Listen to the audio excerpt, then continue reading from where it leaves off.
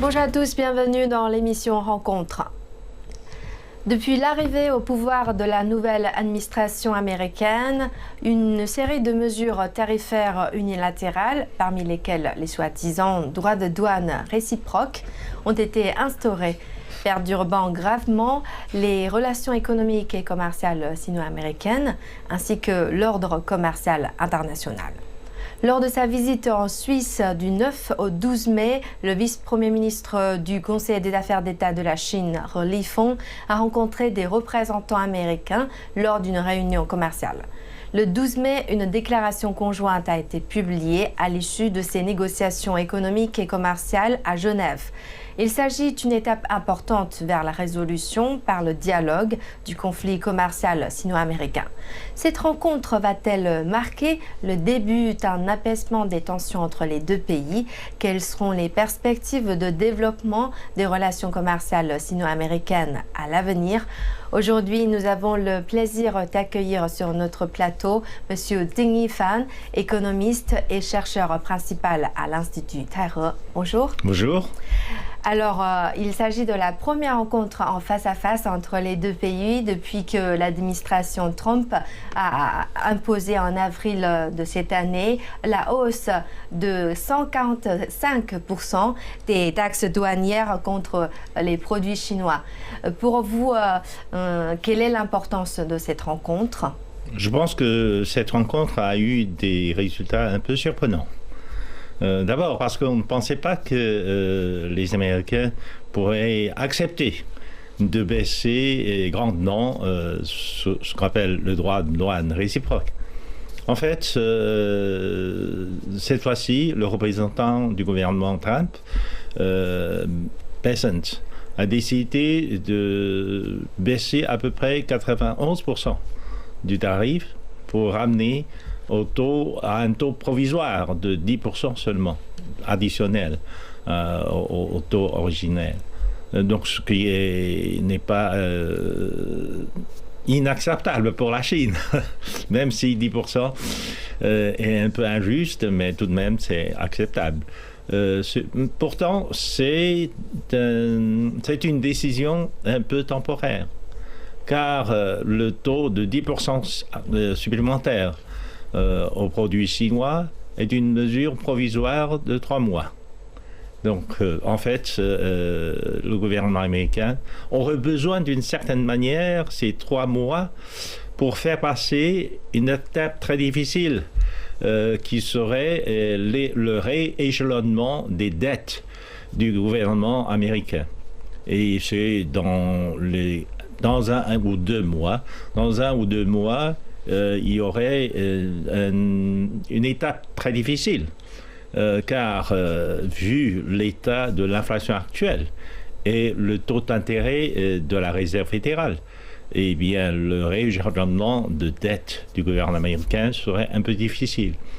Et de ce point de vue, s'il y avait cette guerre commerciale, donc le tarif additionnel, etc., car la Chine, en avril, avait pris aussi des mesures de représailles en rehaussant beaucoup le taux de douane chinois contre les produits américains. Donc, en fait, pour ramener cette tension à un niveau acceptable, la Chine et l'Amérique a décidé d'arriver à un arrêt temporaire de guerre commerciale, en fait. D'après vous, quelles sont les principales raisons qui ont conduit le gouvernement américain à passer d'une politique d'imposition arbitraire de tarifs douaniers très élevés sur la Chine vers une approche désormais plus proactive et axée sur le dialogue? Je pense que c'est parce que au départ, au début avril, lorsqu'ils ont pris la décision d'imposer un droit de douane unilatéral sur tous les pays, sur tous les partenaires commerciaux de l'Amérique qui auraient un excédent commercial avec l'Amérique. Eh bien, c'est vraiment une guerre commerciale contre tout le monde. Et l'administration Trump n'avait pas réalisé que ce genre de décision arbitraire pourrait déstabiliser complètement l'ordre international économique et commercial et pourrait aussi ruiner l'économie américaine. Car l'économie américaine était une économie relativement ouverte. Et une interruption avec les partenaires commerciaux aurait détruit ce qu'on appelle la chaîne d'approvisionnement de l'économie américaine. Dans tous les rouages. Il n'y a pas seulement le commerce international aujourd'hui n'est pas composé seulement des produits de consommation quotidienne. Le commerce international aujourd'hui est composé des produits, beaucoup de produits intermédiaires. Donc une rupture totale de ces produits intermédiaires pourrait ruiner l'industrie américaine ou la manufacture américaine. Et c'est pour cela que, un moment après, ils ont dû temporer leur décision. Ils ont dû, comme on dit, mettre de l'eau dans le vin pour essayer de baisser l'effet, la tension et les effets sur l'économie américaine. Donc, vis-à-vis de tout le monde, l'administration Trump a décidé de prendre une mesure temporaire de 3 mois pour baisser le taux de très haut à 10% avec tout le monde. Donc aujourd'hui, avec la Chine, c'est aussi un taux additionnel de 10%. C'est dans la moyenne de tous les pays. Mais par la suite, 3 mois après que l'administration Trump aurait passé l'étape difficile de rééchelonnement de dette, je pense qu'il va revenir à la charge. Il va revenir aussi sur le dos de douane. Et il va revenir pour dire que finalement, le marché américain, c'est le plus grand atout de l'économie américaine. Et vous êtes tous en train de convoiter le marché américain. Maintenant, je vais utiliser le droit de douane comme une arme pour vous forcer à investir davantage sur le marché américain. Mais vu l'état actuel de l'économie américaine et vu le style arbitraire de l'administration Trump, je doute fort que les investisseurs étrangers osent investir pour le moment en Amérique. Et pensez-vous que durant ces 90 jours, il y aura un nouveau cycle de négociations? Certainement. En fait, l'intention de l'administration était d'arriver à un accord avec la Chine. Mais si la Chine et l'Amérique est arrivée à un accord, quel qu'il soit, l'administration Trump va essayer de conclure un autre accord avec l'Union européenne. Et par la suite, il va forcer les autres aussi à négocier tout cela. Mais ce n'est pas fini parce que après les 90 jours, il va à nouveau essayer d'imposer d'autres droits de douane, car il prend le droit de douane comme une source de recettes fiscales importantes. Dans sa stratégie, dans sa petite calcul, il pense que pour réindustrialiser l'Amérique, il faut utiliser d'autres forces. Pas seulement les entreprises américaines, mais il va forcer les autres entreprises étrangères à venir s'installer en Amérique pour produire, pour accélérer le processus de réindustrialisation.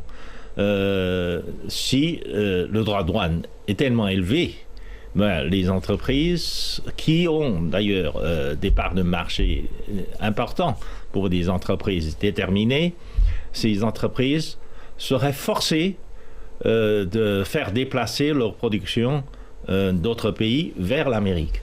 C'était son calcul. Et pour cela, il décide de baisser la taxe sur les entreprises. Et ça va créer un manque dans la recette fiscale du gouvernement américain. Donc, il pense compenser le manque de cette recette fiscale par le droit de douane. Mais finalement, dans aucun pays du monde aujourd'hui, le droit de douane ne pourrait vraiment compenser le manque de recettes fiscales par une réduction de taxes. sur les entreprises. Donc cet objectif de ramener les industries aux États-Unis ne pourra pas être Non, c'est probablement une illusion. C'est probablement une illusion. Et pour le sujet d'aujourd'hui, nous avons également le plaisir d'inviter par visioconférence M. Mebarek Boukapa, ingénieur algérien, qui va nous livrer son analyse. Bonjour M. Boukapa. Bonjour.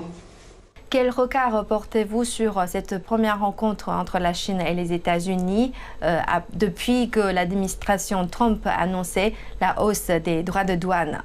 Oui, je porte un regard positif sur cette rencontre, comme tout le monde d'ailleurs, parce que lorsque deux grandes puissances économiques et dans tout le sens du mot ont des problèmes et qu'elles se rencontrent, c'est déjà un bon signe.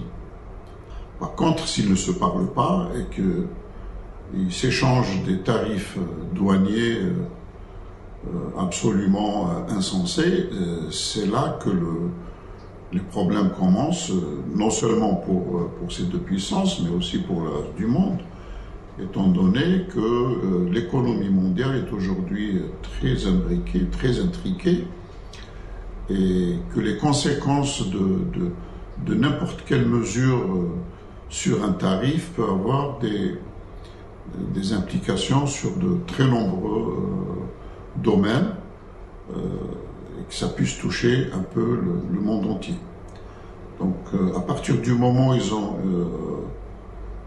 décidé de se rencontrer et de commencer à discuter, je pense que cela va aller vers la désescalade et vers des solutions objectives qui arrangent les deux parties et qui arrangent l'économie mondiale, parce que, comme je vous l'ai dit, cette économie mondiale aujourd'hui, elle est globalisée, pas tout à fait, mais suffisamment globalisée pour que les conséquences soient positives ou négatives selon les arrangements que se font sur la table les grandes puissances économiques mondiales.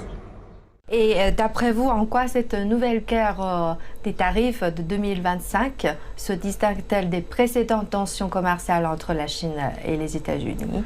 La première fois lorsqu'il est arrivé, donc la première guerre commerciale a été lancée en 2018. À l'époque, la Chine était la seule cible. Donc il y avait plutôt des tensions, des conflits entre l'Amérique et la Chine, et les autres pays, l'Union européenne, étaient épargnés. Mais cette fois-ci, la guerre commerciale est totale, contre tout le monde. En plus, certains pays qui ont une taille économique un peu limitée, mais qui ont un excédent commercial proportionnellement plus important que la Chine, ont subi cette fois-ci un taux de douane plus élevé que la Chine. Tel le cas du Vietnam, par exemple.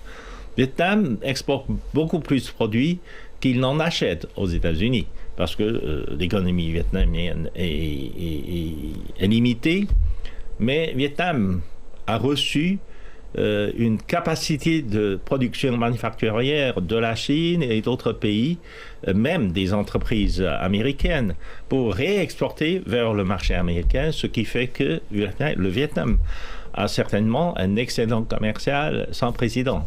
Donc, ce qui suscite une représaille de la part de l'administration Trump. Par exemple, Apple, donc le producteur américain, avait l'habitude de placer toutes ses chaînes de production en Chine. Et à cause de cette menace de guerre commerciale, Apple a décidé de faire déplacer une partie de production de la Chine vers le Vietnam. Donc, en fait, ce qui fait que le Made in Vietnam est, dans une large mesure, le résultat des productions américaines outre-mer. En fait, ce sont des productions américaines, mais qui ne s'est pas réalisées sur le territoire américain.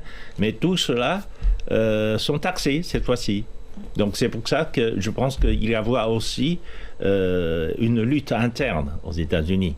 L'administration Trump doit lutter aussi contre des entreprises américaines, mais multinationales, qui se sont un peu dispersées un peu partout dans le monde. Et donc, cela fait plus d'un mois que l'administration Trump a annoncé l'instauration des droits de douane soi-disant réciproques. Quelles ont été les réactions des différentes parties concernées et quelles mesures ont été adoptées en réponse? En fait, de plus en plus de pays ont compris qu'avec une administration Trump, la concession ne pourrait aboutir à rien. C'est pour ça que regardez le gouvernement japonais. Au départ, le Japon a voulu aussi aménager un peu le rhétorique. Le Japon a voulu arriver à un compromis avec l'administration Trump. Mais au cours de la négociation, les Japonais ont compris que finalement la concession n'est pas une solution possible. Donc, ils deviennent aussi de plus en plus durs sur la position de négociation avec l'Amérique. De même que d'autres pays et d'autres entités économiques telles l'Union européenne. L'Union européenne a exprimé aussi une volonté de répondre du tac au tac au gouvernement Trump et l'Union européenne a décidé de prendre des mesures de représailles réciproques autant que les Américains si Trump décide de maintenir le taux de douane sur les produits européens. Et ce qui montre que tout le monde a compris d'une certaine manière que face à une administration Trump un peu déraisonnable, eh bien, on va lutter ensemble contre cette puissance arbitraire. Monsieur Bokapa, comment jugez-vous la décision américaine d'imposer des droits de douane soi-disant réciproques? Les droits de douane qui ont été imposés par les États-Unis à la Chine et aussi au reste du monde ont étonné beaucoup d'observateurs parce que parfois ça ne relève pas de la logique. Ce sont des tarifs qui sont de véritables interdictions d'importer, tout simplement. Donc à partir de là, elles sont passées donc sous un statut de décision politique et non pas de décision économique. Donc je suppose que les États-Unis, avec l'arrivée du président Trump, ont fait un constat qui était assez alarmant par rapport à l'économie de leur pays, qui s'était complètement délocalisée. Et c'est devenu un pays de consommateurs et très peu producteurs. En tout cas dans beaucoup de secteurs. Donc pour réguler cette situation qui lui était défavorable, il a pensé bon de mettre des taxes très élevées sur les produits en provenance d'autres pays.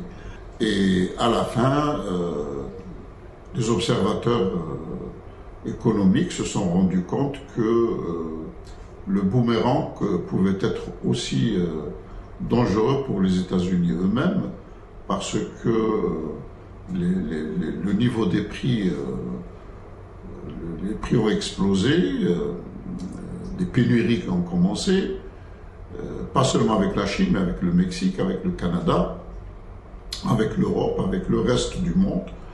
Et donc, ces mesures-là avaient des implications très diverses et parfois inattendues. C'est pour ça peut-être qu'après ces premières mesures, que les États-Unis ont accepté de se mettre autour d'une table et de discuter de manière plus sereine et pour trouver des compromis. Maintenant, je pense que les prochaines rencontres vont aller au fond des choses. Parce que de toute façon, les sanctions, ça c'est un peu la méthode occidentale, c'est dès que je ne suis pas d'accord, j'applique des sanctions. Mais les sanctions ont montré leurs limites. Quand il y avait des sanctions sur les entreprises technologiques, ZTE et Huawei, ça n'a pas donné le résultat qui était escompté, bien au contraire. ces deux sociétés, et à travers elles beaucoup d'autres, se sont libérés de technologies américaines et se sont orientés vers le développement de leur propre technologie. Donc les sanctions, ça peut donner des résultats immédiats, ça peut donner des résultats à court terme, mais jamais à long terme, parce que au contraire, ça sert un peu de booster pour la volonté des autres de se libérer, et le plus grave, c'est que ça entame la confiance. Et selon les dernières statistiques publiées par les douanes chinoises, le 9 mai, les exportations de la Chine vers les États-Unis ont chuté de 21% en avril par rapport à l'année précédente. Mais grâce à une réorientation du commerce vers d'autres régions, les exportations totales ont augmenté de 8% en glissement annuel, avec une croissance notable vers les marchés de l'ASEAN, de l'Amérique latine et de l'Afrique. Comment analysez-vous ces données? En fait, je pense qu'il y a plusieurs raisons à cela. D'abord parce que la Chine a pris des mesures pour diversifier ses risques commerciaux. Donc on ne veut pas mettre tous les œufs dans un même panier. Donc le marché américain est important pour la Chine, est important. Le marché d'exportation américaine est important pour la Chine, mais on ne veut pas s'appuyer seulement sur ce marché. Mais je pense qu'avec cet arrêt temporaire de guerre commerciale, je pense que dans les 90 jours à venir, il pouvait y avoir un rebond de l'exportation chinoise vers le marché américain, j'en suis sûr. Car beaucoup d'importateurs américains, en fait, il y a un malentendu concernant le droit de douane, car le droit de douane est payé par les importateurs, non pas par les exportateurs. C'est pour cela que dans une émission de télévision, lorsque le secrétaire de trésorerie, M. Bessent, a été questionné par un moniteur, par un journaliste télévisé, et bien, il n'a pas su répondre, car le journaliste lui a toujours posé la question, qui finalement a payé ce droit de douane? Il n'a pas osé répondre directement, car ce sont des importateurs qui paient le droit de douane. Et comme le droit de douane contre la Chine était tellement élevé, qu'à un moment donné, donc depuis avril, les importateurs américains ont arrêté leurs commandes.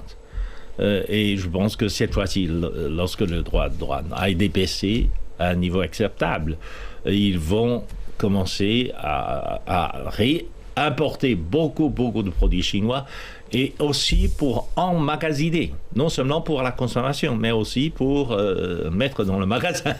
Et d'après vous, cette guerre commerciale sino-américaine va-t-elle persister ou s'apaiser progressivement? Je pense qu'il va y avoir un temps de négociation, et la négociation ne sera pas très difficile. Jusqu'à ce que l'administration Trump comprenne que finalement, ce commerce international ou ce commerce bilatéral avec la Chine était au bénéfice de l'économie américaine, contrairement à ce qu'il préconise. Et pensez-vous qu'au bout de 90 jours, l'administration Trump va augmenter les droits de douane? Non, ça va être... Oui, probablement. Je pense qu'il va réaugmenter le tarif, le droit de douane, et puis on va renégocier petit à petit sur les secteurs et sur les produits un peu différents. Et ça ne va pas se faire du jour au lendemain. Ça va pas, donc, ça ne veut pas dire qu'au bout de 90 jours, il va dire « Ok, on va rester comme cela ». Non, je n'y crois pas. Et si les États-Unis continuent d'augmenter les droits de douane, vous pensez que la Chine va choisir de réduire davantage sa dépendance au marché américain? Certainement. Quelle que soit la décision de l'administration Trump, la Chine va prendre sa distance avec l'Amérique, avec le marché américain, c'est sûr. Car le marché américain est devenu dangereux.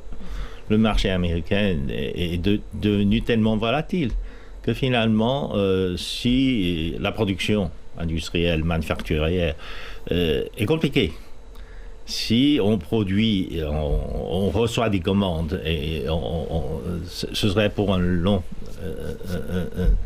terme.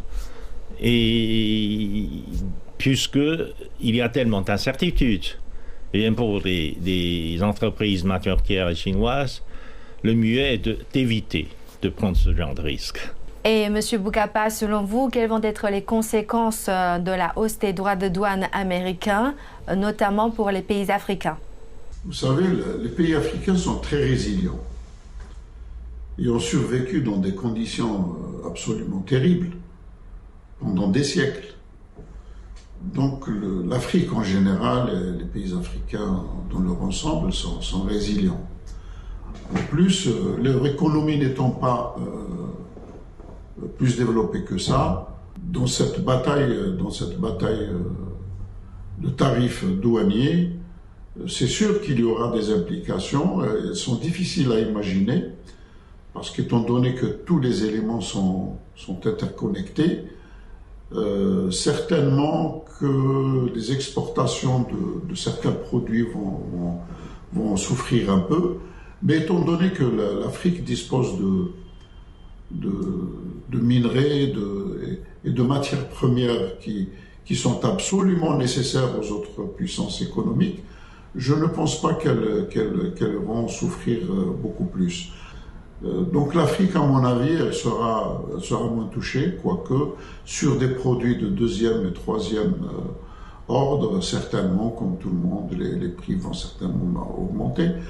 Donc en fait, c'est une bataille entre les États-Unis et la Chine, c'est clair. Bien sûr, l'Europe, elle est aussi impliquée, mais je pense que le plus grand perdant, c'est l'Europe aujourd'hui. C'est les pays occidentaux d'Europe qui sont les perdants. Et si maintenant ils perdent le marché américain, donc il ne leur restera que le marché chinois. Donc à la fin, ça devra s'acheminer vers une conférence mondiale sur les tarifs douaniers. Moi je pense que ce sera la logique d'aller vers une conférence mondiale qui n'exclut personne sur les tarifs douaniers, sur la libre circulation des biens. Et sinon, si on continue comme ça, il y aura des ajustements, des petits correctifs de temps en temps, mais qui ne suffiront pas à régler tous les problèmes.